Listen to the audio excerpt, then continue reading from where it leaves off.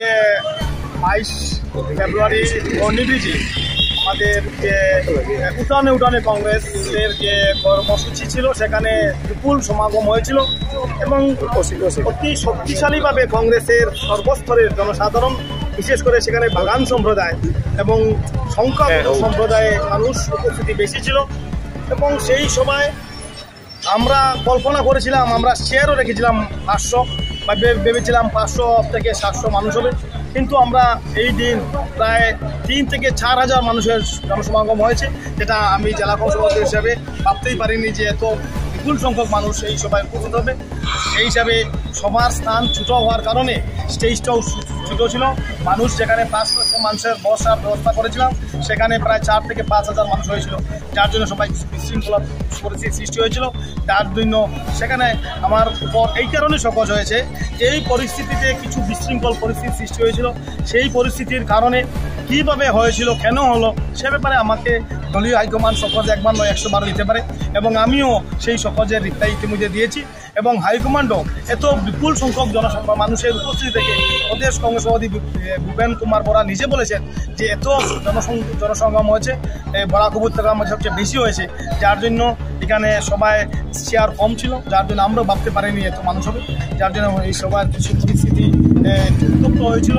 কেন উত্তপ্ত হলো, কেন প্রদেশ সভাপতির এই সবাই বিশৃঙ্খলা পরিস্থিতি সৃষ্টি হলো, খারাপ বিশৃঙ্খলা করেছে, সে ব্যাপারে একটা প্রতিবেদন আমি দিয়েছি। সেখানে আমি দেখেছি বিজেপির কিছু সংখ্যক কর্মীরা, যেমন এসসি বিজেপির মোর্চার গাড়ি আগের দিন রাত্রে থেকে সেখানে ঘাঁটি গেড়ে এই সভাকে বানচাল করার জন্য যে চক্রান্ত করেছিল, সেই চক্রান্ত বিফল হয়েছে।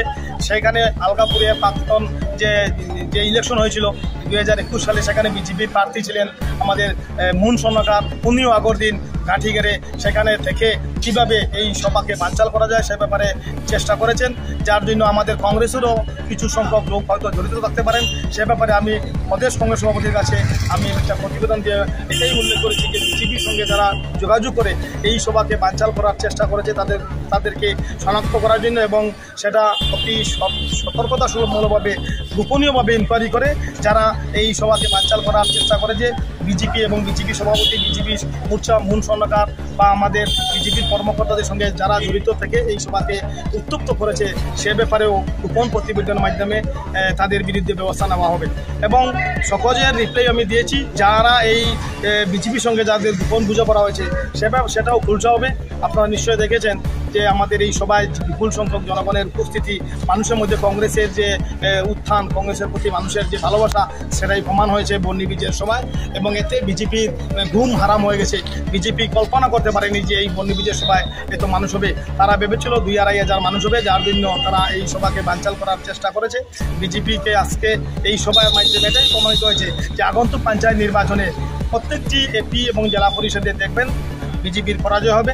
কারণ এই যে বর্ণিবিজের সভায় আপনারা নিজেই দেখেছেন যে বিশেষ করে বাগান সম্প্রদায়ের মা বোনেরা যেভাবে স্বতঃস্ফূর্তভাবে এই সভায় যোগদান করেছে, প্রায় 15 থেকে 2 হাজার মহিলা যে এই সভায় উপস্থিত, বিশেষ করে বেশিরভাগ বাগান সম্প্রদায়ের এবং এসটি সম্প্রদায়ের মানুষ, তারা দেখিয়ে যে সভায় উপস্থিত হয়ে যে সভাকে সফল করেছে।